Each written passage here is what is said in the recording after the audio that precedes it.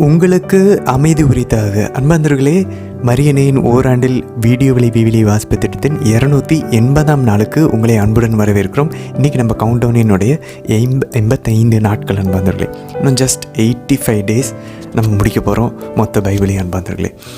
இன்றைக்கி நம்ம நெகேமியா புத்தகத்தில் 12ஆம் அதிகாரமும் எஸ்தர் புத்தகத்தில் கடைசி 2 அதிகாரங்கள் 9ஆம் அதிகாரமும் 10ஆம் அதிகாரமும் கிரேக்க மொழிபெயர்ப்பில் நம்ம இன்றைக்கி வாசித்து எஸ்தர் புத்தகத்தை இன்றோடு நம்ம நிறைவுக்கு கொண்டு வர போகிறோம். நாளைக்கு ஒரே ஒரு நாள் மட்டும் மலாக்கி புத்தகம், அதோட மலாக்கி புத்தகமும் நாளைக்கு ஒரு நாளில் முடிஞ்சிடும். மலாக்கி புத்தகம் மட்டும் இல்லை, நாளைக்கு நெகேமியாவும் முடிஞ்சிடும். இந்த நாடு திரும்புதலினுடைய இந்த காலகட்டம் முடிஞ்சிடும் அன்பாந்தர்களே. ஸோ அடுத்த காலகட்டம் என்னது? மக்கபேயனுடைய புரட்சி. ஸோ அது ஒரு மாதத்துக்கு போகும். அதுக்கப்புறம் அடுத்த கடைசி 4வது மெசியாவின் சந்திப்பு முனை லூக்கா நற்செய்தி. அதுக்கப்புறம் ஃபுல்லாக புதிய ஏற்பாடு தான் அன்பர்களே. ஸோ இன்னும் ஒரு மாதம் தான் இந்த மக்கபேறு புரட்சி நம்ம வாசிப்போம். ஸோ நாளையோட நாடு திரும்புதல் காலம் முடிய போகுது அன்பர்களே. சரி, இது ஒரு பக்கம் இருக்க.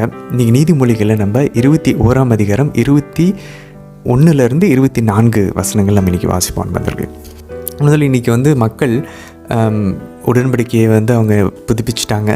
இதுக்கப்புறம் அவங்க என்ன பண்ண போகிறாங்க? அவங்களுடைய அந்த எல்லைகளில் அந்த சுவர்கள் கட்டினாங்க இல்லையா, அந்த வால்ஸ், ஜெருசலேம் வால்ஸை அவங்க எருசலேமினுடைய மதில்கள் எல்லாத்தையும் ஆண்டவருக்கு அர்ப்பணிக்க போகிறத இன்றைக்கி நம்ம வாசிக்க போகிறோம். ஸோ இது நமக்கு ஏதாவது ஞாபகம் வருதா? இது நம்ம எப்படி பார்க்கலாம்? எருசலேம் கோயிலும் எதை குறிக்கும்? நம்மளுடைய உடலையும் நம்மளுடைய ஆன்மாவையும் குறிக்கும். அந்த மதில்கள் நம்மளுடைய உடலின் புலன்களை குறிக்குது. அந்த கோயில் நம்மளுடைய ஆன்மாவை குறிக்குது. ஆன்மாவின் வல்லமைகள், இன்டெலெக்ட், வில், மெமரியை குறிக்குது. ஸோ அப்போ நம்ம இது எல்லாத்தையுமே ஆண்டவருக்கு அர்ப்பணிக்கணும். அப்போ 2 விஷயம் நம்ம முக்கியமாக பண்ணணும். நம்மளுடைய வீடுகளை முதல்ல ஆண்டவர் இயேசுவினுடைய திரு இருதயத்துக்கு அர்ப்பணிக்கணும். புனித மார்கரெட் மேரி அலகாக் அவங்க வழியாக ஆண்டவர் கொடுத்த அந்த அழகான அந்த பக்தியின் வழியாக. அதுக்கப்புறம் நம்மளுடைய மொத்தத்தையுமே மாதாவுடைய திரு இருதயத்துக்கு நம்ம அர்ப்பணிக்க போகிறோம். நம்ம வீடு, வீட்டார், குடும்பம் எல்லாத்தையும் ஆண்டவருடைய திரு இருதயத்துக்கு, மாதாவுடைய மாசற்ற இருதயத்திற்கு நம்ம எல்லாத்தையுமே ஒப்பு கொடுக்குறோம். ஸோ இந்த 2 அர்ப்பணிப்பும் நம்ம செய்யணும். எருசலேம் மக்கள் டைரெக்டாக தந்தையாம் இறைவனிடம் செய்கிறாங்க. நம்ம ஆண்டவர் இயேசு வழியாக, தேவ மாதா வழியாக 3 இறைவனோட நம்ம மொத்தத்தையும் அர்ப்பணிக்க போகிறோம். ஸோ பைபிள் பாருங்கள், எவ்வளோ அழகாக நம்ம அர்ப்பணிக்கிறது எல்லாமே கொண்டு வருது பாருங்கள். அது மட்டும் இல்லை, இன்றைக்கி பைபிள் திரும்பவும் ஒரு அழகான விஷயத்தை பதிவு செய்யும். மக்கள் மகிழ்ச்சியாக இருந்தார்கள்.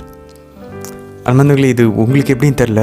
பர்சனலாக நான் கிட்டத்தட்ட கடவுளை விட்டு ஒரு 12-13 வருஷம் வருத்தத்துலேயும் மெலன்கலிலையும் இருந்திருக்கேன். மெலன்கலினா ஏன் வருத்தனே தெரியாதான ஒரு வருத்தமாக இருக்கும். அப்புறம் தான் 4 ஜெபமாலை ஜெபிக்க ஆரம்பித்ததுக்கப்புறம் தான் கண்டுபிடிச்சேன், கடவுளுடைய கையை விட்டுட்டோம். அதனால தான் எல்லாமே வருது. எல்லாமே நல்லா இருந்துச்சு, என் வாழ்க்கையில் எந்த பிரச்சனையும் இல்லை. ஆனால் ப்ராப்ளம் இருந்துக்கிட்டே இருந்துச்சு. ஆண்டவர் சொல்கிற மாதிரி இலையின் சத்தம் கேட்டால் கூட ஒரு பயம், அந்த மாதிரியான ஒரு காலம். ஆனால் ஜெபமாலை ஜெபிக்க ஆரம்பிச்சதுக்கப்புறம் எல்லாம் சேஞ்ச் ஆக ஆரம்பிச்சிருச்சு. ஸோ அன்பாந்தர்களே, பைபிள் திரும்ப சொல்கிறது, கரெக்டான வழிபாடு, கரெக்டான இறை புகழ்ச்சி, right praise and right worship. கடவுளுக்கு முதல் இடத்தை கொடுத்துட்டு அவருனால மனசு ஆட்கொள்ளப்பட்டுருந்துச்சுன்னா, அவருனால நம்ம வாழ்க்கை ஆட்கொள்ளப்பட்டுருந்துச்சுன்னா எந்த பிரச்சனையுமே இருக்காது அன்பாந்தர்களே. மக்கள் பாருங்கள், ரொம்ப ஒரு சில இடத்துல மட்டும் தான் பைபிளில் நம்ம என்ன வாசிச்சுட்டு இருக்கோம், பழைய ஏற்பாடு ஃபுல்லாக பாவம் செய்கிறாங்க, திரும்ப கதறாங்க, அவங்க அடிக்கிறாங்க, ஆண்டவர் தண்டிக்கிறாரு, திரும்ப அரவணைக்கிறாரு, காயத்தை கட்டு போடுறாரு. இதுதான் தொடர்ந்து இந்த பேட்டர்ன் தான் போயிட்டுருக்கு. இதுக்கு நடுவில் ஒரு சில இடத்துல மட்டும்தான் பைபிள் மக்கள் மகிழ்ந்தார்கள் இருக்குது. ஆண்டவர் இயேசு சொல்கிறாரு, உங்கள் மகிழ்ச்சி நிறைவு பெறவே நான் வந்தேன் அப்படின்னு சொல்கிறாரு. I came so that your Joy may be complete அப்படின்றாரு. அது எப்போ? அவரில் இருந்தால் தான் அன்பாந்தர்களே. எல்லா தலைமுறையும் தோத்துருச்சு. ஆதாம்லேருந்து எல்லா தலைமுறையும் தோத்துருச்சு. தாவீதினுடைய காலத்தில் அந்த கோயிலை கட்டும்போது மகிழ்ச்சி. உடனே சிங்கர்ஸ், வர்ஷிப்பர்ஸ், பாடகர்கள் எல்லாத்தையும் தாவீது நியமிக்கிறார். நாடும் நல்லா இருக்குது. அப்போ பாருங்க அன்பர்களே, நம்ம எப்போ நம்மளுடைய வாழ்க்கை கடவுளுக்கு வழிபாட்டையும் கடவுளை நோக்கி நம்ம பாடுறோமோ அப்போ பர்ஃபெக்டாக இருக்கும். எப்போ நம்ம நம்ம வாழ்க்கையை நோக்கி, நம்ம உலகத்தை நோக்கி, நம்ம உடம்பை நோக்கி நம்மளுடைய பாடல்களெல்லாம் திருப்பி நம்மளுடைய கவனத்தெல்லாம் திருப்புறோமோ அப்போ எல்லாமே வருத்தம் தான். நமக்கே தெரியாது. இந்த ஒரு அழகான டிஃப்ரென்ஸு. ஏன் எனக்கு பிரச்சனை வருது, ஏன் எனக்கு நிம்மதி இல்லை, ஏன் எனக்கு ஒரு நிறைவு இல்லை என் வாழ்க்கையில். ஏன்னா நான் கடவுளை நோக்கி பாடல் பாட மாட்டேங்கிறேன். My life is not singing the mercies of God. என்னுடைய வாழ்க்கை கடவுளுடைய இரக்கத்தை பாட மாட்டேங்குது. என் வாழ்க்கை ஒரு சாட்சி வாழ்க்கையாக இருக்க மாட்டேங்குது. அதனால தான் சிம்பிளாக வந்துடுது. ஸோ இன்றைக்கி அதெல்லாம் நம்ம இன்றைக்கி பார்ப்போம். அதுக்கப்புறம் பாருங்கள், இன்றைக்கி நம்ம எஸ்தர் புத்தகத்தில் முடிக்க போகிறோம். அன்பர்களே, 13ஆம் நாள், அந்த அதர் மாதத்தினுடைய 13ஆம் நாளை யூதர்களை கொல்லுவதற்கு குறிக்கப்பட்ட நாள். ஸோ நம்ம நேற்று பார்த்துட்டோம், கட்டளைகளை திருப்பி வாங்க முடியாது. எஸ்தர் அரசி அழகான ஒரு ஆலோசனை கொடுத்துட்டாங்க. அப்போ யூதர்களை சண்டை போடுறதுக்கு, அவங்களே தற்காத்து கொள்வதற்கு இன்னொரு ஆணையை பிறப்பீங்க அப்படின்னு சொல்லிட்டாங்க. ஸோ இன்றைக்கி என்ன நடக்க போகுது? யூதர்களா இல்லை இந்த அரசு ஆணையின்படி செயல்படுகிற அந்த பாரசீக நாட்டினுடைய அலுவலர்களா? என்ன நடக்க போகுதுன்றதை நீங்கள் நம்ம பார்ப்போம் பாருங்களே. அது மட்டும் இல்லை, மாதம் எப்படி பரிந்து பேசுகிறாங்க. நம்மளுடைய ஒத்துழைப்பு ஜபத்தோடையும் தவத்தோடையும் நம்ம கொடுக்கும்போது அந்த ரிசல்ட் என்னன்றதை இன்றைக்கி நம்ம பார்ப்போம். எனக்கு ஒரு டவுட் இருந்துச்சு. நம்ம பாருங்கள், மாதம் வந்து அந்த 13ஆம் நாள் ஒரு வேளை ஏன் தேர்ந்தெடுக்கிறாங்கன்னு எனக்கு தெரியல.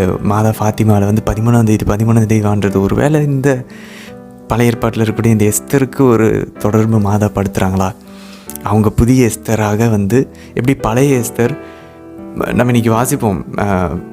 அந்த பழைய எஸ்தர்னால தான், அவங்களுடைய பரிந்துரையினால தான் யூதர்களுடைய வாழ்வு மீட்கப்பட்டுச்சு. அந்த அரக்க பாம்பாகிய ஆமான் கொல்லப்பட்டான். ஸோ அதே மாதிரி ஒருவேளை மாதா புதிய எஸ்தராக வந்து நம்மையும் ஜெபிக்க சொல்கிறாங்க, அதே போல் பரிகாரம் செய்ய சொல்கிறாங்க. ஃபாத்திமாவில் அதுதான் அவங்க சொன்னாங்க. அதை செய்யும்போது நமக்கு எதிராக வரக்கூடிய பிரச்சனைகளையும் துன்பங்களையும் நாமளும் இன்று யூதர்கள் ஜெயிப்பது போல் ஜெயிக்க போகிறோமா தெரியல. மேபி அதனால் மாதாவும் 13ஆம் தேதி வர சொல்கிறாங்களா என்னன்னு தெரியல, ஒரு மாதம். அது மட்டும் இல்லை, இந்த பூரிம் அப்படின்ற யூதர்களினுடைய ஒரு துவக்கம், அது எங்கேருந்து ஆரிஜினேட் ஆச்சுன்றதையும் இன்றைக்கி நம்ம வாசிப்போம் முதல்ல. இந்த பூரிம்ன்ற இந்த ஃபெஸ்டிவல், இந்த யூதர்கள் வந்து இன்றைக்கி ஜெயிச்சாங்க பாருங்கள். இந்த 13, 14, 15 நாள், இவங்க 3 நாளாக ட்ரிடும் ஒரு திருவிழா கொண்டாடுறாங்க. ஏன்னா அன்றைக்கி அவங்க அழிக்கப்பட வேண்டிய நாள், இன்றைக்கி அது விழாவாக மாற்றிட்டாங்க. ஸோ மாதம் அப்படி தான் பண்ண போகிறாங்களோ, அதனால தான் 13ஆம் தேதி நமக்கு தேர்ந்தெடுத்து கொடுத்துருக்காங்க ஃபாத்திமா காட்சியில்னு நினைக்கிறேன், தெரியல. ஃபைனல் டச் ஆன் வந்தவர்களே, இன்றைக்கி மோர்திகாய் வந்து சூப்பராக சொல்லுவார் ஒரு வசனம். 10ஆம் அதிகாரம் 3:7 அவர் அழகாக சொல்லுவார், இவையெல்லாம் கடவுளின் செயல்கள். எப்படி முடியுது பாருங்கள் இந்த அழகான ஒரு உண்மை சம்பவம் நிகழ்வு அன்பாந்தவர்களே. நம்ம வாழ்க்கையை பார்த்து இதெல்லாம் சொல்ல முடியுமா? இது எல்லாமே என் கடவுள் எனக்கு செஞ்ச செயல்கள் அப்படின்னு. அவ்வளோதான், அது போதும் அன்பாந்தவர்களே. சரி, இன்று தினத்திற்கான விவிலியவாஸ் பகுதிக்குள்ளே நம்ம ஜெபத்தோடு இணையலாம். தந்தை, மகன், தூய ஆவியாரின் பெயராலே ஆமேன். தந்தையாம் யாவே இறைவனை அழைத்து ஜெபிப்போம். அருள் நிறைந்த அன்னை மரியே வாழ்க, ஆண்டவரும் உடனே, பெண்களுக்குள் ஆசை பெற்றவர் நீரே அம்மா. உம்முடைய திருவயிற்றின் கனியாகி இயேசு கிறிஸ்துவும் ஆசை பெற்றவரே. புனித அன்னை மரியே, இறைவனின் தாயே, பாவிகளாக இருக்கிற எங்களுக்காக இப்பொழுதும் எங்கள் இறப்பின் வேலையிலும் வேண்டிக் கொள்ளும் அம்மா. ஆமேன். சுதனாகிய ஆண்டவர் இயேசுவை அழைத்து ஜெபிப்போம். அருள் நிறைந்த அன்னை மரியே வாழ்க, ஆண்டவரும் உடனே, பெண்களுக்குள் ஆசை பெற்றவர் நீரே அம்மா. உம்முடைய திருவயிற்றின் கனியாகி இயேசு கிறிஸ்துவும் ஆசை பெற்றவரே. புனித அன்னை மரியே, இறைவனின் தாயே, பாவிகளாய் இருக்கிற எங்களுக்காக இப்பொழுதும் எங்கள் இறப்பின் வேலையிலும் வேண்டிக் கொள்ளும் அம்மா. ஆமேன். தூய ஆவியானவரை அழைத்து ஜெபிப்போம். அருள் நிறைந்த அன்னை மரியே வாழ்க, ஆண்டவரும் உடனே, பெண்களுக்குள் ஆசை பெற்றவர் நீரே அம்மா. உம்முடைய திருவயிற்றின் கனியாகி இயேசு கிறிஸ்துவும் ஆசை பெற்றவரே. புனித அன்னை மரியே, இறைவனின் தாயே, பாவிகளாய் இருக்கிற எங்களுக்காக இப்பொழுதும் எங்கள் இறப்பின் வேலையிலும் வேண்டிக் கொள்ளும் அம்மா. ஆமேன். நெகேமியா ஆகமம் அதிகாரம் 12. செயல்தியலின் மகன் செருபாபேலுடனும் இயேசுவாவுடனும் வந்த குருக்களும் லேவியரும் பின்வருமாறு: செராயா, எரேமியா, எஸ்ரா, அமரியா, மல்லூக்கு, அத்தூசு, செக்கனியா, ரகூம், மெரமோத்து, இத்தோ, கின்னத்தோய், அபியா, மியாமின், மாதியா, பில்கா, செமாயா, யோயாரிபு, யதாயா, சல்லு, அமோக்கு, இல்கியா, யதாயா ஆகியோர் இயேசுவாவின் நாள்களில் குருக்களுக்கும் தங்கள் சகோதரர்களுக்கும் தலைவர்களாக விளங்கினர். லேவியர்களில் இயேசுவா, பின்னோய், கத்மியேல், செரேபியா, யூதா, மத்தனியா ஆகியோரும் இவர்கள் சகோதரர்களும் நன்றி பாடல்களுக்கு பொறுப்பாளர்களாக இருந்தார்கள். பக்புக்கியாவும் உன்னியும் இவர்களின் சகோதரர்களும் அவர்களுக்கு எதிரே நின்று கவனித்துக் கொண்டு வந்தார்கள். இயேசுவாவுக்கு யோவாக்கிம் பிறந்தார். யோவாக்கிமுக்கு எலியாசிபு பிறந்தார். எலியாசிபுக்கு யோயாத்தா பிறந்தார். யோயாத்தாவுக்கு யோனத்தான் பிறந்தார். யோனத்தானுக்கு யாதுவா பிறந்தார்.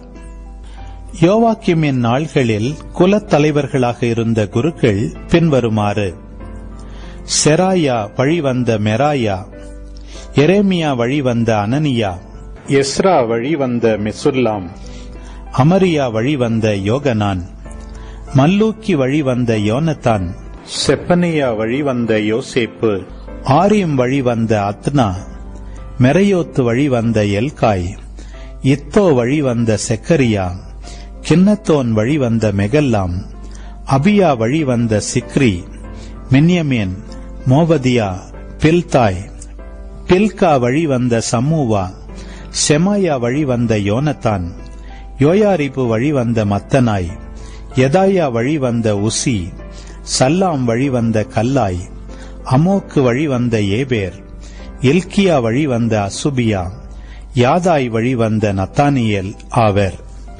லேவியரில் எல்யாசிபு, யோயாத்தா, யோகனான், யாதுவா ஆகிய தலைமை குருக்களின் காலத்திலிருந்து பாரசீகரான தாரியுவின் காலம் வரையுள்ள லேவியர் குல தலைவர்களும் குருக்களும் பதிவு செய்யப்பட்டிருந்தனர். லேவியன் மக்களான குலத் தலைவர்கள் குறிப்பேட்டில் எல்யாசிபின் மகன் யோகனானின் நாள்கள் வரை பதிவு செய்யப்பட்டிருந்தனர். லேவியரின் தலைவர்களான அசபியா, சேரேபியா, கத்மியேலின் மகன் இயேசுவா ஆகியோரும் அவர்களுக்கு எதிரில் அவர்களின் சகோதரரும் நின்று கொண்டு கடவுளின் மனிதர் தாவீது கொடுத்த கட்டளையின்படி புகழும் நன்றியும் முறைமுறையாக செலுத்தி வந்தனர். மத்தனியா, பக்புக்கியா, ஒபதியா, மெகல்லாம், தல்மோன், அக்கூபு ஆகிய வாயிற்காப்போர் வாயிலருகில் இருந்த கருவூல அறைகளை காத்து வந்தனர். இவர்கள் யோசாதாக்கிற்கு பிறந்த இயேசுவாவின் மகன் யோவாக்கிமின் காலத்திலும் ஆளுநர் நெகேமியா, குருவும் சட்டவல்லுருமான எஸ்ரா ஆகியோரின் காலத்திலும் வாழ்ந்தனர். எருசலேம் மதிலின் அர்ப்பண நாள் வந்தபோது லேவியர்களை எல்லா இடங்களிலிருந்தும் தேடி எருசலேமுக்கு கொண்டு வந்தார்கள். ஏனெனில் மதில் அர்ப்பணம் மகிழ்ச்சியுடனும் நன்றியுடனும் கைத்தாளம், தம்புரு, சுரமண்டலம் ஆகியவை ஒலிக்க பாடல்களுடனும் கொண்டாட வேண்டியிருந்தது. பாடகர்கள் எருசலேமை சுற்றியுள்ள பகுதிகளிலிருந்தும் நெட்ரோபாயரின் சிற்றூர்களிலிருந்தும் பெத் கில்காலிலிருந்தும் கேபா, அஸ்மவேத்து ஆகிய பகுதிகளிலிருந்தும் ஒன்று சேர்க்கப்பட்டார்கள். ஏனெனில் அவர்கள் எருசலேமை சுற்றி குடியிருப்புகள் அமைத்திருந்தார்கள். குருக்களும் லேவியரும் தங்களை தூய்மை செய்து கொண்டு மக்களையும் வாயில்களையும் மதில்களையும் தூய்மைப்படுத்தினர். அப்பொழுது நான் யூதாவின் தலைவர்களை மதில் மேல் ஏறச் சொல்லி புகழ் பாட 2 பாடகர் குழுக்களை நிறுத்தினேன். ஒரு குழுவினர் வலப்பக்கம் இருந்த குப்பை மேட்டு வாயிலை நோக்கி மதிலின் மேல் பவனியாகச் சென்றார்கள். அவர்களுக்கு பின்னால் ஒசையாவும் யூதாவின் தலைவர்களில் பாதி பேரும் அசரியா, எஸ்ரா, மெகல்லாம், யூதா, பென்யமீன், செமாயா, எரேமியா ஆகியோரும் சென்றனர். மேலும் எக்காலம் ஏந்தியிருந்த குருத்துவ புதல்வர்கள் ஆசாபு வழிவந்த சக்கூருக்கு பிறந்த மீகாயாவின் மைந்தனான மத்தனியாவின் புதல்வனான செமாயாவின் மைந்தனான யோனத்தானின் மகன் செக்கரியாவும் அவர் சகோதரர்களான செமாயா, அசரியேல், மில்லலாய், கில்லேல், மாவாய், நெத்தனேல், யூதா, அனானி என்பவர்களும் கடவுளின் மனிதர் தாவீதின் இசைக்கருவிகளை ஏந்தியிருந்தனர். நீதி சட்ட வல்லுநரான எஸ்ரா அவர்களுக்கு முன்பாக சென்றார்.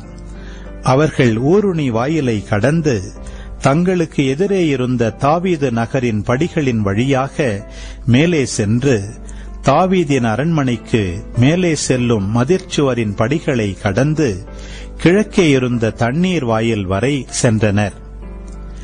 இரண்டாவது பாடற்குழுவினர் இடப்பக்கமாக நடந்து செல்லுகையில் நானும் மக்களில் பாதி பேரும் மதிலின் மேல் அவர்களை பின்தொடர்ந்து சென்றோம். சூளை காவல் மாடத்தை கடந்து அகன்ற மதில் வரை வந்தோம். எப்ராயிம் வாயில் மேலும் பழைய வாயில் மேலும் மீன் வாயில் மேலும் அனனியேல் காவல் மாடம் மேயா காவல் மாடம் ஆகியவை வழியாகவும் ஆட்டு வாயிலை அடைந்தோம். அவர்களோ காவலர் வாயிலில் நின்று கொண்டார்கள்.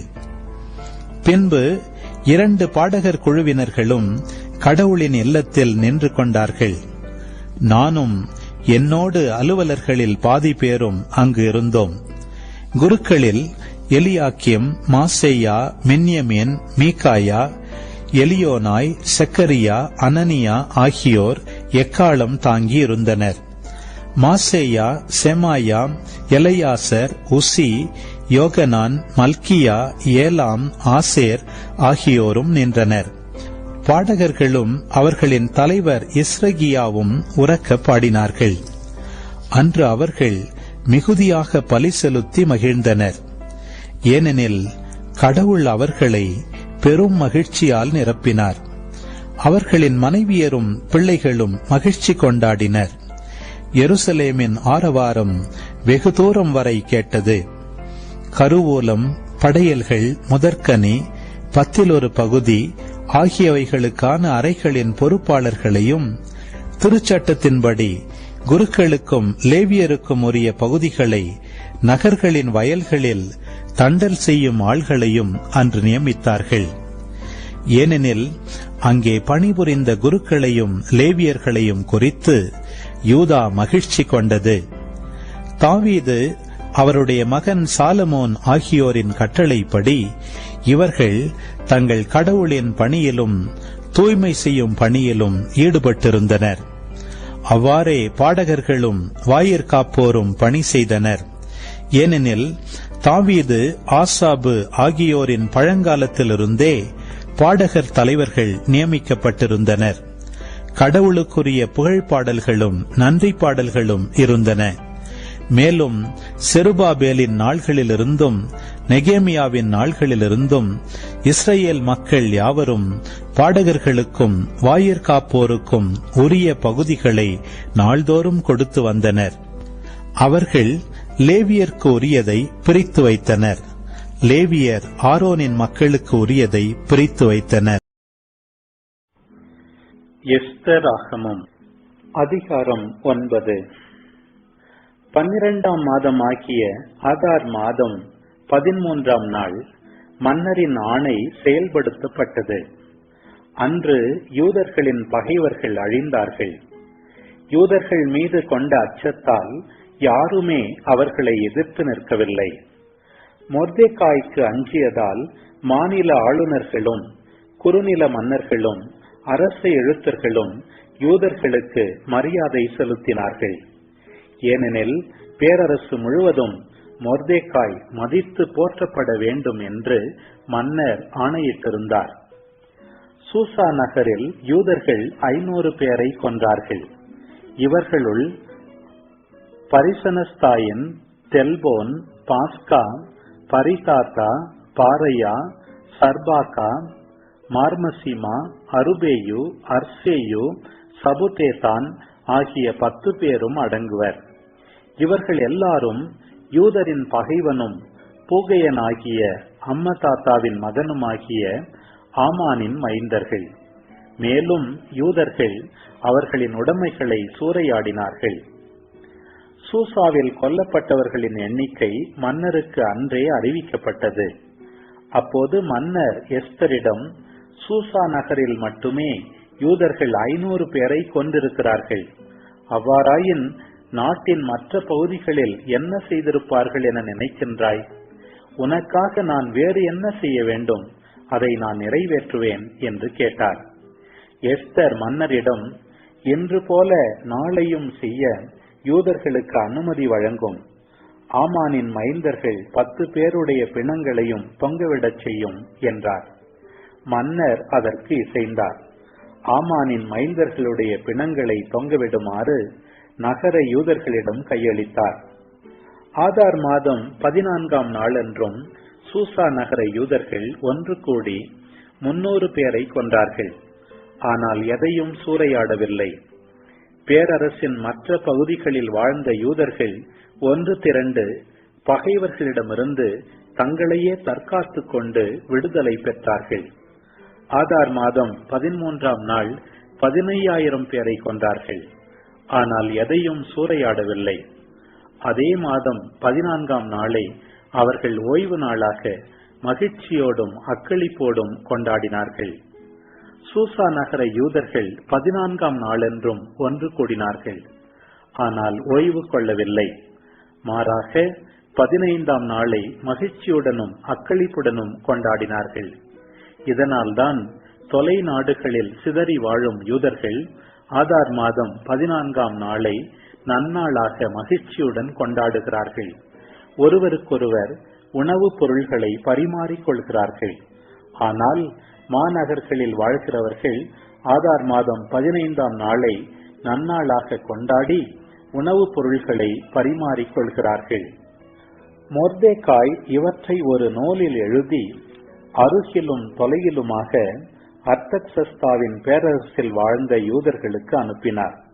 ஆதார் மாதம் 14ஆம் நாளையும் 15ஆம் நாளையும் நன்னாள்களாக கொண்டாடுமாறு கேட்டுக்கொண்டார். ஏனெனில் இந்நாள்களில்தான் யூதர்கள் தங்கள் பகைவர்களிடமிருந்து விடுதலை பெற்றார்கள். இந்த ஆதார் மாதத்தில்தான் அவர்களின் துன்பம் இன்பமாக மாறியது, துயர நாள் நன்னாளாக மாறியது. இந்த மாதம் முழுவதும் விருந்தாடி மகிழ்ச்சியுடன் அந்த நன்னாள்களை கொண்டாடுமாறும் உணவுப் பொருள்களை நண்பர்களுக்கும் ஏழைகளுக்கும் அனுப்பி வைக்குமாறும் அவர் எழுதினார். மொர்தெகாய் யூதர்களுக்கு எழுதியிருந்ததை அவர்கள் ஏற்றுக்கொண்டார்கள். மாசிடோனியனாகிய அம்மதாத்தாவின் மகன் ஆமான் யூதர்களை எதிர்த்தெழுந்ததையும் அவர்களை அழிக்கும் நாளை குலுக்கல் முறையில் தெரிவு செய்ததையும் தம்மை தூக்கிலிடுமாறு அவன் மன்னரை அணுகி வேண்டிக் கொண்டதையும் யூதர்களுக்கு அவன் இழைக்க திட்டமிட்டிருந்த தீமைகள் அனைத்தும் அவனுக்கே நேர்ந்ததையும் அவனும் அவனுடைய மைந்தர்களும் தூக்கிலிடப்பட்டதையும் மொர்தெகாய் அதில் விளக்கியிருந்தார். இதன் பொருட்டு இந்நாள்கள் பூரீம் என யூதர்களால் அழைக்கப்படுகின்றன. எபிரேய மொழியில் பூரீம் என்னும் சொல்லுக்கு திருவுளச்சீட்டுகள் என்பது பொருள். தம் மடலில் எழுதப்பட்டிருந்தவை காரணமாகவும் யூதர்கள் துன்புற்றவை அவர்களுக்கு நேர்ந்தவை காரணமாகவும் இவ்விழாவை கொண்டாடுமாறு மொர்தெகாய் பணித்தார். அவ்வாறே யூதர்களும் இதை தவறாமல் கொண்டாட தங்கள் சார்பாகவும் தங்கள் வழிமரபினர் சார்பாகவும் யூத மதத்தை தழுவியவர்கள் சார்பாகவும் பின்வருமாறு உறுதி பூண்டார்கள். அந்நாள்கள் எல்லா நகர்களிலும் குடும்பங்களிலும் மாநிலங்களிலும் நினைவு நாள்களாக தலைமுறை தலைமுறையாக கொண்டாட வேண்டும். பூரீம் எனப்படும் அந்நாள்களை என்றென்றும் கடைபிடிக்க வேண்டும். அந்நாள்களின் நினைவு அவர்களின் வழிமரபினரிடையே ஒருபோதும் ஒழிந்து போகக்கூடாது. அம்மினதாபின் மகளாகிய எஸ்தர் அரசியும் யூதராகிய மொர்தெகாயும் தாங்கள் செய்தவற்றை எழுத்தில் பொறித்து வைத்தார்கள். பூரீம் திருவிழா பற்றிய ஒழுங்குகள் கொண்ட மடலை உறுதிப்படுத்தினார்கள். மொர்தெகாயும் எஸ்தர் அரசியும் இம்முடிவுக்கு பொறுப்பேற்றுக் கொண்டு அவ்விழாவை கண்டிப்பாக கொண்டாட உறுதி பூண்டார்கள். அவ்விழா எப்போதும் கொண்டாடப்பட வேண்டும் என்று எஸ்தர் ஆணை பிறப்பித்தார். மக்களின் நினைவில் நிற்கும் பொருட்டு அது ஓர் ஆவணத்தில் பொறிக்கப்பட்டது. எஸ்தர் ஆகமம் அதிகாரம் 10. நிலத்திலும் நீரிலும் பரவியிருந்த தம் பேரரசில் மன்னர் வரி விதித்தார். அவருடைய ஆற்றல், வீரம், செல்வம், ஆட்சியின் மாட்சி ஆகியவற்றை மக்கள் நினைவு கூறும்படி பாரசீகர், மேதியர் ஆகியோரின் குறிப்பேட்டில் அவை பொறிக்கப்பட்டன. அர்தக்சஸ்தா மன்னரின் ஆணை பேராளராக விளங்கிய மொர்தேகாய் பேரரசில் மதிப்புக்குரியவராக திகழ்ந்தார். யூதர்களால் போற்ற பெற்றார். அன்புக்குரியவராக வாழ்ந்து தம் இனத்தார் அனைவருக்கும் வாழ்க்கை முறை பற்றி விளக்கி வந்தார். மொர்தேகாய் பின்வருமாறு கூறினார்: இவையெல்லாம் கடவுளின் செயல்கள். இவை குறித்து நான் கண்ட கனவை நினைவு கூர்கிறேன். அதில் எதுவுமே நிறைவேறாமற் போகவில்லை. அதில் ஒரு சிறிய ஊற்று ஆறாக மாறியது. ஒளி, கதிரவன், மிகுந்த தண்ணீர் ஆகியவையும் காணப்பெற்றன. அந்த ஆறு எஸ்தரை குறிக்கும். மன்னர் அவரை திருமணம் செய்து கொண்டு அரசியாக்கினார். நானும் ஆமானுமே அந்த 2 அரக்க பாம்புகள். ஒன்றாக இணைந்து யூதரின் பெயரையே ஒழிக்க முனைந்த நாடுகளே கனவில் வந்த நாடுகள். எனது நாடு என்பது இஸ்ராயேலாகும். அது கடவுளிடம் கதறி அழுததால் மீட்கப்பட்டது. ஆண்டவர் தம் மக்களை மீட்டார். இத்தீமைகள் அனைத்திலுமிருந்தும் நம்மை விடுவித்தார். என் நாட்டிலும் செய்யப்படாத அடையாளங்களையும் அரும்பெரும் செயல்களையும் கடவுள் செய்தார். இதனால் தம் மக்களுக்கென ஒன்றும் பிற இனங்களுக்கென ஒன்றுமாக 2 நியமங்களை அவர் ஏற்படுத்தினார். கடவுள் திருமுன் எல்லா இனங்களுக்காகவும் தீர்ப்புக்காக குறிக்கப்பட்ட நேரமும் காலமும் நாளும் வந்தபோது அவர் அந்த 2 நியமங்களையும் சீர்தூக்கி தம் உரிமை சொத்தாகிய இஸ்ராயேல் மக்களை நினைவு கூர்ந்து அவர்களுக்கு சாதகமான தீர்ப்பு வழங்கினார். ஆகவே இஸ்ராயேல் மக்கள் கடவுள் திருமுன் ஒன்று கூடி ஆதார் மாதம் 14ஆம் நாளையும் 15ஆம் நாளையும் தலைமுறை தலைமுறையாக மகிழ்ச்சியுடனும் அக்களிப்புடனும் என்றென்றும் கொண்டாட வேண்டும்.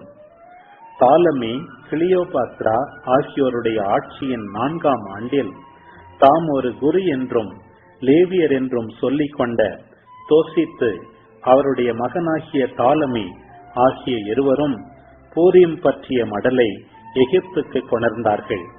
இம்மடல் உண்மையானது என்றும் எருசலேமை சேர்ந்த தாலமியின் மகன் லிசிமாக்கு இதை மொழிபெயர்த்தார் என்றும் தெரிவித்தார்கள். நீதிமொழிகள் அதிகாரம் 21. நேர்மையையும் இரக்கத்தையும் கடைபிடித்து நடப்பவர் நீடித்து வாழ்வார், மேன்மையும் அடைவார். வீரர் நிறைந்த பட்டணத்தையும் நல்வாழ்வையும் ஞானமுள்ளவர் கைப்பற்றுவார். அவர்கள் நம்பியிருந்த அரணையும் இடித்து தள்ளுவார். தம் வாயையும் நாவையும் காப்பவர் இடுக்கண் வராமல் தம்மை காத்துக் கொள்வார். ஏளனம் செய்யும் செருக்குடையோரின் பெயர் இருமாப்பு. அளவு கடந்த பெருமையுடன் நடப்பதே அவர் போக்கு. ஆமேன். ஆண்டவரே, இந்த நாளுக்கான இந்த அழகான இறைவார்த்தை பகுதிக்காக நன்றி செலுத்துகிறோம் அப்பா. அப்பா, இன்று யூதர்கள் அந்த பூரீம் திருவிழாவை கொண்டாடுவதை நாங்கள் வாசித்தோம் ஆண்டவரே. அவர்கள் கொல்லுவதற்கு தேர்ந்தெடுக்கப்பட்ட அந்த நாளையே நீங்கள் மகிழ்ச்சி நாளாக மாற்றினீங்க ஆண்டவரே. அதற்காக நன்றி செலுத்துகிறோம் அப்பா. அப்படிப்பட்ட அதே ஒரு மாற்றத்தை எங்களுடைய வாழ்க்கையில் தந்துடலாம் அப்பா. அவங்களுடைய துக்கத்தை மகிழ்ச்சியாக மாற்றினீங்க. அவங்கள என்னைக்கு நாள் குறிக்கப்பட்டு அவங்க அழிக்கப்படுவாங்கன்னு சொன்னாங்களோ அந்த நாளில் அவங்கள வெற்றியின் நாளாக மாற்றினீங்க. அம்மா, வெற்றியின் அன்னையே எங்களுக்காக பரிந்து பேசுங்கம்மா. அதே 13ஆம் தேதி நீங்கள் எங்களுக்கு கொடுத்த செய்தி ஒன்று உண்டு. ஃபாத்திமாவில் நிறைய உடல் உறுத்தல்கள் பண்ணுங்கள், உபவாசம் இருங்க, ஜெபமாலைகள் ஜெபிங்க. இந்த 2 பெனன்ஸ் அண்ட் ப்ரேயர், இந்த 2 செய்தி நாங்களும் பண்ணுறோம்மா. எங்களுக்காக நீங்கள் எஸ்தர் அரசியை போய் விண்ணகத்தில் எங்களுக்காக நீங்கள் ஆண்டவர்கிட்ட பரிந்து பேசுங்கம்மா. புனிதர்கள் சொல்கிறாங்க, உங்களுடைய ஒரு பெருமூச்சு போதும் அப்படின்னு. எப்போ எங்களை பார்த்து அந்த பெருமூச்சு விடுவீங்கம்மா? அந்த இஸ்ரேல் மக்கள் கேட்குறாங்க, எப்போ ஆண்டவர் எங்களை மீட்டு வருவீங்க? அதே போல் நாங்களும் உங்களை கேட்குறோம், எப்போம்மா? நாங்கள் இன்னும் என்ன செய்யணும் சொல்லித்தாங்கம்மா. தந்தை, மகன், தூய் ஆவியாரின் பெயராலே ஆமேன். அன்பர்களே, இன்றைக்கி பாருங்கள், நெகேமியா 12ஆம் அதிகாரத்தில் 27ஆம் வசனத்தை பாருங்கள். மக்கள் வந்து குருக்களையும் லேவியர்களையும் அழைத்து வராங்க. அவங்களாம் தேடி கண்டுபிடிச்சி கூட்டிகிட்டு வராங்க. எதுக்கு? அவங்களுடைய அந்த மதில்களை அர்ப்பணிப்பதற்கு. ஸோ இது அப்படியே நமக்கு பாருங்களேன், நம்ம வீடு மந்திரிக்கிறதுக்கு, நம்ம ஏதாச்சும் ஒரு நல்ல விஷயம் அப்படின்னாக்கா நம்ம ஃபாதர்ஸை கூப்பிடுவோம், குருக்கள் கன்னியர்களை கூப்பிட்டு ஜெபிக்க சொல்லுவோம். ஏதாவது ஒரு இறப்பு நடந்தாலும் சரி, நல்ல விசேஷம் நடந்தாலும் சரி. ஸோ அதுக்கெல்லாம் பாருங்கள், வேர்கள் எல்லாம் இந்த யூதர்கள்கிட்ட தான் இருக்குது. யூத மதத்தில் தான் நம்ம வந்திருக்கோம். ஸோ ஈசாயின் அடிமரத்தில் இருந்தால் நம்ம இந்த புதிய இந்த உடன்படிக்கை வந்திருக்கு, ஆண்டவர் இயேசு வந்திருக்கு. அப்போ ஆண்டவர் இயேசு வந்து இந்த பழைய உடன்படிக்கையினுடைய குருத்துவத்தை அவர் ரத்து செய்ய வரல. அவர் புதிய உடன்படிக்கையை துவங்கி அதில் ஒரு குருத்துவத்தை ஏற்படுத்தியிருக்கார். அதை நம்ம பார்க்குறோம். நம்ம ஏற்கனவே யோவான் நட்சத்திரத்தெல்லாம் பார்த்தோம். அவர் காலை கடவுளது எல்லாமே வந்து குருத்துவத்தினுடைய அடையாளங்கள். அவர் வந்து அந்த இறுதி ராவணவின் போது குருத்துவத்தை ஏற்படுத்துகிறார். ஸோ அதை நம்ம பார்த்தோம். சரி, இது ஒரு பக்கம் இருக்கான்னு வந்துங்களே. இப்போ நம்ம இந்த மக்கள் எருசலேமில் அவங்களுடைய மதில்களை, கோயில்களெல்லாம் அர்ப்பணிக்கிறாங்க, அவங்க எதை செஞ்சாலும். ஸோ நமக்கு இருக்கக்கூடிய பக்தி முயற்சி ஏற்கனவே நம்ம துவக்க வரையில் பார்த்தது போல் இந்த திரு இருதய பக்தி, அதை நம்ம எப்படி நம்மளோட வீட்டாரை அர்ப்பணிக்கணும், நம்மளோட வீடை அர்ப்பணிக்கணும் அப்படின்னு சொல்லி ஃபாதர் வளனரசனுடைய வீடியோ அழகாக இருக்கிறது. அவர் யூடியூப் சேனல் நீங்கள் பார்த்துருப்பீங்க நிறைய பேர். ஸோ அந்த வீடியோக்கான லிங்க் இந்த வீடியோட டிஸ்கிரிப்ஷனில் கொடுக்குறோம். அதை பாருங்கள். அதை பார்த்து அவர் சொல்கிறது போல் ஒருவேளை ஃபாதரை கூப்பிட்டு உங்களுடைய மொத்த குடும்பத்தாரும் ஒன்றா கூட்டி, நானும் என் வீட்டாரும், யோசுவா சொல்லுவார் தெரியுமா, ஆண்டவரை மட்டுமே நாங்கள் ஊழியம் செஞ்சு சேவை செய்வோம். அந்த ஒரு அர்ப்பணிப்பு தான் நம்ம திருதயத்துக்கு, ஆண்டவர் இயேசுவின் திருதயத்துக்கு நம்ம பண்ணுறோம். ஒரு சின்ன ஜெபம் தான், அழகாக நம்ம செஞ்சுட்டு அந்த ஃபாதர் அழகாக சொல்லுவார். அந்த வீடியோ பாருங்கள், எப்படி நம்ம பண்ணோம். ஒருவேளை ஃபாதரை கூப்பிட முடியலையா, அவங்க பங்கு ஃபாதர் அவைலபிள் இல்லையா, குடும்ப தலைவரே அதை செய்யலாம். அவர் வீட்டார் எல்லாத்தையும் ஒரு நல்ல நாள், ஒரு ஃபஸ்ட்டு ஃப்ரைடே நீங்கள் ஃபிக்ஸ் பண்ணி அந்த முதல் வெள்ளிக்கிழமை வந்து ஆண்டவருடைய திருதயத்துக்கு நம்மளுடைய வீட்டை ஒப்பு கொடுக்கலாம். ட்ரை பண்ணி பாருங்கள். இது ஒரு பக்கம் இருக்க. இன்னொரு விஷயம் என்ன அப்படின்னாக்கா, மாதவுடைய மாசற்ற இருதயத்துக்கு நம்ம அர்ப்பணிப்பது. ஸோ முதல் சனிக்கிழமை பக்தி என்ன பண்ணணும், அந்த முதல் சனிக்கிழமைகள் அப்படின்றது, அதற்கான வீடியோ நம்மளுடைய சேனலில் இருக்குது. அதுக்கான லிங்க்கையும் இந்த வீடியோட டிஸ்கிரிப்ஷனில் கொடுத்துருக்கோம். அந்த 2 வீடியோயும் பார்த்துட்டு ஆண்டவருடைய திருதயத்துக்கும் அதோடைய மாசற்ற இருதயத்துக்கும் நம்மளையும் நம்ம குடும்பத்தையும் மொத்தத்தையும் நம்மை சார்ந்த எல்லாத்தையும், நம்மளுடைய வீடு, நிலப்புலன்கள், நம்மளுடைய வேலை எல்லாத்தையுமே ஒப்பு கொடுப்போம்.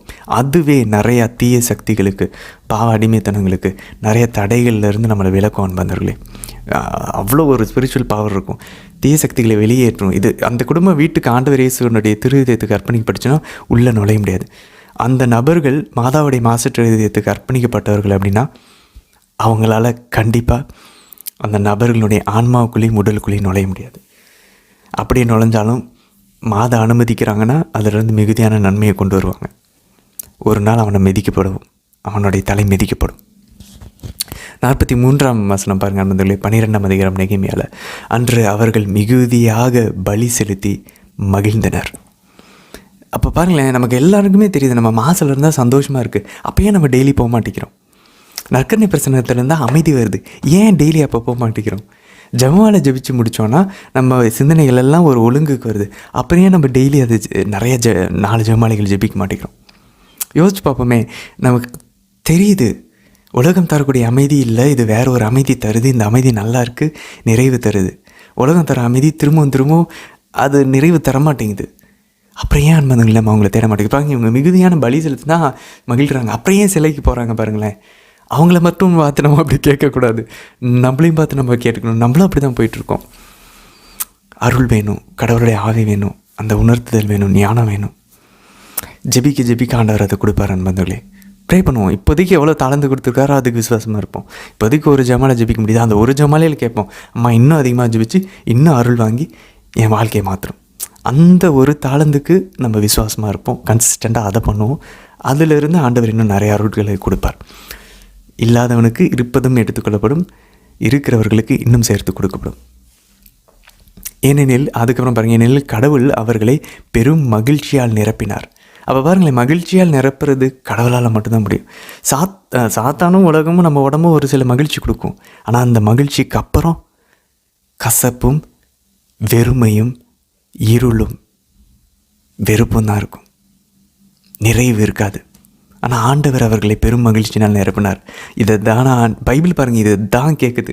இவ்வளோ தூரம் பயணிச்சுட்டு வந்திருக்கோம் பதில் இது ஒன்று தான் கேட்குது பைபிள். அவரை தவிர ஏன் நம்ம இந்த பெருமைக்கும் பொறாமைக்கும் பேராசைக்கும் பெருந்தினிக்கும் கோபத்துக்கும் காமத்துக்கும் சோம்பேறித்தனத்துக்கும் இடம் கொடுக்கணும்? அஃப்கோர்ஸ் நம்ம ஜென்ம சுபாவத்திலேருந்து அதை பண்ணுறோம், சாத்தானின் சோதனையால் விழுகிறோம், உலகத்தின் மாயக்காட்சி புரியுது. அப்போ நம்ம அதை எதிர்த்து தானே போராடணும். அதுக்கு தானே ஜெபமான ஜெபிக்கணும், அதுக்கு தான் நம்ம போகணும். இனி நம்ம உலக தேவைகளை கேட்குறதே பாருங்களேன், அதெல்லாம் அந்த சைடு ப்ராடக்ட்டை நம்ம பார்க்கணும். அதை ஆட்டோமேட்டிக்காக கடவுள் கொடுத்துருவார். நம்ம கேட்க வேண்டியது அவரை கேட்கணும். அவரை பெற்றுக்கொள்ள தடையாக இருக்கக்கூடிய விஷயங்களை கட் பண்ணணும். சரி, எஸ்தர்க்குள்ளே போகலாம் பந்தல. எஸ்தர் 9ஆம் அதிகாரம் 2ஆம் வசனம் பாருங்கள். அன்று யூதர்களின் பகைவர்கள் அழிந்தார்கள். இன்றைக்கி அந்த 13ஆம் நாள். எதனால்? அவங்க ஏற்கனவே ஜெபிச்சு பரிகாரம் பண்ணாங்க. அங்கே எஸ்தர் போய் பரிந்து பேசினாங்க, அரசர் ஆணையிட்டார். அப்போ பாருங்களேன், இந்த ப்ராசஸ் தான் நம்மளுடைய வாழ்க்கையில் நடக்குது. நாம் ஜெபிச்சு பரிகாரம் பண்ணி மாதாக்கிட்ட ஒப்பு கொடுக்கணும். மாதா அதை எடுத்துகிட்டு போயிட்டு தந்தையிடம், மகனிடம், தூய ஆவியானவரிடம் பரிந்து பேசுவாங்க. அவங்க நமக்கு அருள் தருவாங்க. அந்த அருளை வச்சு நம்ம பகைவர்களை கட் பண்ணலாம். அப்போ அந்த ஆணை நம்ம அருளாக பார்க்கலாம். அவ்வளோதான் நண்பர்களே. யூதர்கள் மீது கொண்ட அச்சத்தினால் யாருமே அவர்களை எதிர்த்து நிற்கவில்லை. அந்த புனிதர்கள் ஒரு பாயிண்டில் ஃபஸ்ட்டு அவங்க அடி வாங்குறாங்க, இல்லைன்னு சொல்லலை. புனித பாதிரிப்பி, புனித ஜான் மேரி வியானி, புனித ஜெம்மாகிலிகன் எல்லாருமே சரி. பட் ஆனால் ஒரு பாயிண்டில் அவங்களாம் பயப்பட மாட்டேங்கிறாங்க தெரியுமா? சாந்தா அவங்கள பார்த்து என்ன தெரியுமா சொல்கிறான்? புனித ஜான் மேரி வியானியை பார்த்து சாந்தா சொல்கிறான், உன்ன மாதிரி 3 ஃபாதர்ஸ் இருந்தாங்கன்னா என் மொத்த ராஜ்யமும் அறிஞ்சிடும். அடோ பாருங்களா, ஒரு ஒல்லியான ஒரு ஃபாதர் எங்கேயோ ஒரு முக்கு கிராமத்தில் ஃப்ரான்ஸ் நாட்டில் ஆர்ஸ் நகரத்தில் இருந்த ஒரு பங்கு தந்தை, சும்மா அந்த பங்கில் இருந்தவங்களே 200 பேர் தான். அந்த மாதிரி 3 பேர் இருந்தால் அவன் மொத்த ராஜ்யமும் அழிஞ்சிருமா? அப்போ யோசிச்சு பாருங்க அன்பந்தர்களே. அப்போ சாத்தானுக்கு நம்ம எதுக்கு பயப்பட வேண்டிய அவசியமே இல்லை போல். ஆனால் அதுக்கு நம்ம கரெக்டாக இருக்கணும். 12ஆம் வசனம் பாருங்கள். அரசர் கேட்குறாரு எஸ்தரை பார்த்து, உனக்காக நான் வேறு என்ன செய்ய வேண்டும்? அதை நான் நிறைவேற்றுவேன். அன்பர்களே, இவ்வளோ பண்ணிட்டும் நம்மளாக இருந்தால் என்ன யோசிப்போம்? இது போதும் இவளுக்கு அப்படின்னு யோசிப்போம்ல. ஆனால் ஆண்டவர் பாருங்க அன்பர்களே, இப்படி தான் மாதக்கிட்ட அப்படி கேட்பாங்க போல். மாதா கேட்டுக்கிட்டே இருப்பாங்க போல், ஆண்டவர் கொடுத்துக்கிட்டே இருப்பாங்க போல். அப்போ பாருங்கள், உன்னுடைய புதல்வர்கள், உன்னுடைய பிள்ளைங்கள்லாம் பாருங்கள், நம்மளுடைய பிள்ளைங்க, என்னுடைய சகோதரர்கள் எல்லாம் சாத்தானை கொண்டுட்ருக்காங்க, பாவத்தை வென்றுட்டுருக்காங்க. எல்லாம் நீ பரிந்து பேசினதுனால தான். அவர் சொல்கிறார் பாருங்கள், இன்றைக்கி மட்டும் சூசாவில் மட்டும் 500 பேர் கொண்டு இருக்கிறாங்க, இன்னும் மற்ற இடத்துல எவ்வளோ பேர் கொண்டு இருக்காங்க தெரியல. அப்போ மாதவ ஆண்டவர் இப்படி தான் பேசிக்குவாங்க போல். பாரு, உன்னுடைய பரிந்துரையினால அவங்க நல்லா இருக்காங்க. Very good, fine. உனக்காக நான் இன்னும் என்ன செய்ய வேணும்? அப்போ பாருங்கள், மாதாக்கிட்ட ஆண்டவர் எவ்வளோ நிறைவேற்ற, ஆண்டவருக்கு டயர்டே ஆகாது போல்.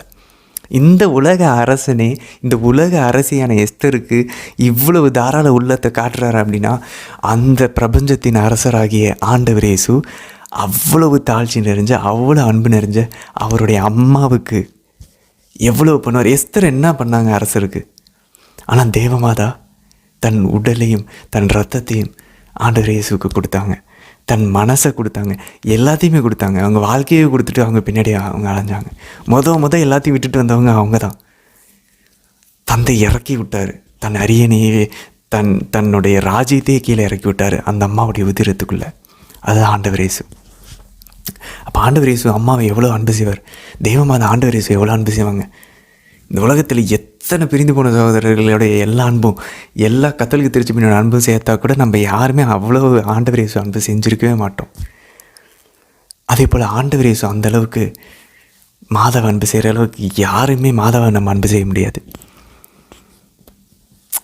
பாதி அரசாட்சி எடுத்துக்குன்னு சொன்ன அரசரே இவ்வளோ பண்ணார்னா, மொத்த அரசாட்சி கொடுத்த கடவுள் எவ்வளோ பண்ணுவார் மாதாவுக்கு? இன்னும் கேளு, என்ன வேணும்னு சார். அப்படி தான் ஆண்டவர் இயேசு மாதாவை பார்த்து இப்பவும் கேட்டுட்ருக்காரு. நம்ம என்ன யோசிப்போம்? எஸ்தரோடைய நிலைமையில் இருந்தால் இது போதும் அரசே அப்படின்னு கேட்டிருப்போம். ஆனால் எஸ்தர் என்ன பண்ணுறாங்க பாருங்களேன். 13ஆம் வசனம். எஸ்தர் மன்னரிடம், இன்று போல நாளையும் செய்ய யூதர்களுக்கு அனுமதி வழங்கும்.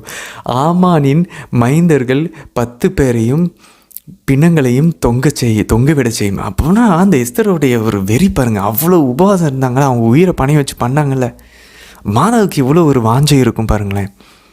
என் ஒத்த பிள்ளை, என்னுடைய தலை பிள்ளைய நீங்கள் கொன்னீங்கள, அவருடைய ஒவ்வொரு ரத்தத்துக்கும் இன்றைக்கி ஆன்மாக்களை நான் மீட்டுக்கிட்டே இருப்பேன்.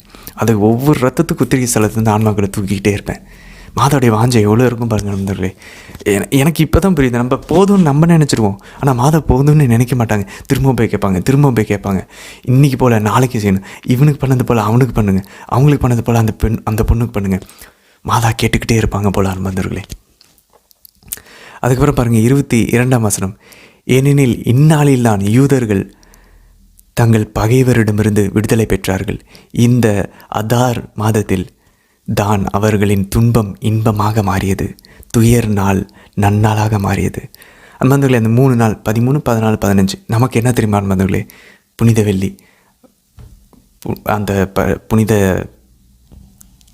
சனிக்கிழமை, அதுக்கப்புறம் ஈஸ்டர் சண்டே, ஆண்டவர் உயிர்த்தெழுந்த ஞாயிறு. இந்த ட்ரீடும் இந்த 3 நாள் தான் நமக்கு அன்பர்களே. அவர்களுடைய துன்பங்கள் எல்லாம் இன்பமாய் மாறின நாள், அவர்களுடைய துயர்கள் எல்லாம் நன்னாளாக மாறிய நாள் நமக்கு இந்த 3 நாள் தான். மாதா இந்த 3 நாள் தான் அவங்களும் நமக்கு கொடுக்குறாங்க நண்பர்களே. அதுக்கப்புறம் பாருங்கள் 26ஆம் வசனம் பாருங்கள், எபிரேய மொழியில் பூரீம் என்னும் சொல்லுக்கு திருவுளச்சீட்டு என்பது பொருள். அப்போ பாருங்கள், பூரீம்னா திருவுளச்சீட்டு. இந்த ஃபெஸ்டிவலுக்கு வேறு எந்த ஒரு ஆரிஜினுமே இல்லை நண்பர்களே. யூதர்கள்கிட்ட எந்த ஒரு எவிடன்ஸும் கிடையாது. இது ஏன் இவங்க கொண்டாடுறாங்கன்றதுக்கான ஒரே ஒரு எக்ஸ்ப்ளனேஷன், ஒரு விளக்கம் இந்த எஸ்தர் புத்தகம் மட்டும்தான். அதுக்கப்புறம் 10ஆம் அதிகாரம் 3c பாருங்கள், அதில் ஒரு சிறிய ஊற்று ஆறாக மாறியது, ஒளி, கதிரவன், மிகுந்த தண்ணீர் ஆகியவை காணப்பட்டனர். அந்த ஆறு எஸ்தரை குறிக்கும். அன்பர்களே, அந்த ஆறு எஸ்தரை குறிக்கும். ஆக்சுவலாக ஃபைன், பட் ஆக்சுவலாக அந்த ஆறு எப்பயுமே நம்ம ஆண்டவரையும் மாதம் பிரிக்க முடியாது. அந்த கன்னி கருத்தாங்கி ஒரு ஆண்மகனை பெற்றெடுப்பார். அந்த ஈசாயின் அடிமரத்துலேருந்து ஒரு தளிர் வரும், அந்த ஊற்றிலேருந்து அந்த ஆறு வருது. ஸோ அந்த ஆறுலேருந்து தான் இந்த ஒளி, இந்த கதிரவன், இந்த மிகுந்த தண்ணீர் எல்லாமே வருது. அப்போ அந்த ஆறு மாதாவை குறிக்குது, அந்த ஊற்று மாதாவை குறிக்குதுன்னா, அந்த மிகுந்த தண்ணி, அந்த ஒளி, அந்த கதிரவன் எல்லாம் ஆண்டவர் இயேசுவை குறிக்கும். எவ்வளோ அழகாக இருக்குது பாருங்கள் நண்பர்களே. எப்பயுமே மாதாவையும் ஆண்டவர் இயேசுவையும் இதிலேருந்து பிரிக்கவே முடியாது. சரி நண்பர்களே, நம்ம எஸ்தர் புத்தகத்தை முடிச்சிட்டோம். நாளையோட நெகேமியாவையும் முடிச்சிருவோம். இந்த நாடக திரும்புதல் காலமும் முடியுது நண்பர்களே. தொடர்ந்து பயணிக்கலாம். மாதாவை ஒரு புதிய எஸ்தராக பார்ப்போம். மாதா நம்மக்கிட்ட ஒரு சில விஷயங்கள் டிமாண்ட் பண்ணுவாங்க. நம்ம அவங்களுக்கு அதை கொடுத்தோம், ஒத்துழைச்சோன்னு வச்சுக்கோங்களேன். இந்த மாதிரி யூதர்களுக்கு எப்படி துயரமான நாள் நன்னாளாக மாறுனுச்சோ அதே போல் அவங்க 13ஆம் தேதி, மாதாவும் 13ஆம் தேதி ஒரு சில விஷயங்கள் கேட்டாங்க. ஜெபமாலை ஜெபிக்க சொல்கிறாங்க, உபவாசம் இருந்து உடல் ஒருத்தல் பண்ண சொல்கிறாங்க. நம்மளும் அவங்களுக்கு அதை பண்ணி கொடுத்தோன்னா ஃபஸ்ட்டு நம்மளை வாழ்க்கையை மாற்றிடுவாங்க, நம்ம குடும்பத்தை மாற்றுவாங்க. அதுக்கப்புறம் நம்மை வைத்து பல ஆன்மாக்களை மீட்பார்கள். செய்ய வேண்டியது ஒன்று தான் நண்பர்களே, அவங்க மாசற்ற இருதயத்துக்கு நம்ம முழுசாக அர்ப்பணிக்கணும். ஆண்டவருடைய திருதயத்துக்கு நம்ம முழுசாக அர்ப்பணித்து முதல் சனிக்கிழமை பக்தியும் திருதய பக்தியும் நம்ம கடைபிடிக்கணும். ஜெபமாலைகள் ஜெபிக்கணும், உபவாசம் இருக்கணும், உடல் உறுத்தல் பண்ணணும். அவ்வளவுதான். இதை பண்ணி மாதாகிட்ட கொடுத்தா போதும். மாதா நேராக எடுத்துகிட்டு தந்தையை மேலும் ஆண்டவரை சிட்டையும் பரிந்து பேசுவாங்க நண்பர்களே. நாளை தினத்திற்கான வீடியோவில் சந்திக்கலாம். ஆமேன்.